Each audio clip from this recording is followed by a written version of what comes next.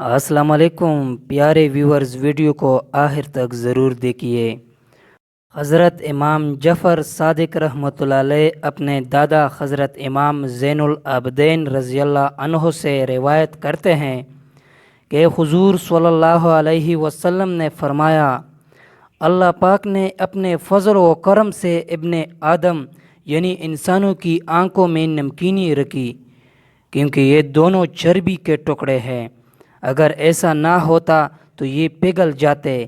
اللہ پاک نے ابن آدم پر مہربانی کرتے ہوئے اس کے کانوں میں کڑواہٹ رکھی، جو کیڑے مکوڑوں کے لیے رکاوٹ ہے، کیونکہ اگر کوئی کیڑا کان میں داخل ہو جائے تو دماغ تک پہنچ جاتے، لیکن جب کڑواہٹ چکھتا ہے تو کان سے نکل کر بھاگ جاتا ہے۔ اللہ پاک نے اپنی رحمت سے ابن آدم کے ناک کے سوراخوں میں حرارت یعنی گرمائش رکھی، جس سے وہ بو سونگھتا ہے۔ اگر یہ نہ ہو تو دماغ بدبودار ہو جائے۔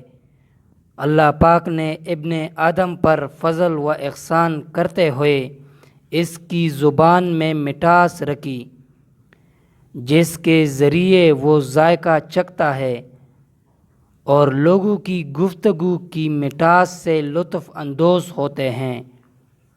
بے شک اللہ قرآن میں فرماتا ہے کہ تم اللہ کی کون کون سی نعمتوں کو جھٹلاؤ گے۔ ویورز، میں آپ کو اسی طرح مفید ویڈیو لاؤں گا۔ اگر آپ نے ابھی تک میرا چینل سبسکرائب نہیں کیا ہے تو پلیز سبسکرائب کریں، ویڈیو کو لائک کریں۔ ملتے ہیں نیکسٹ ویڈیو میں۔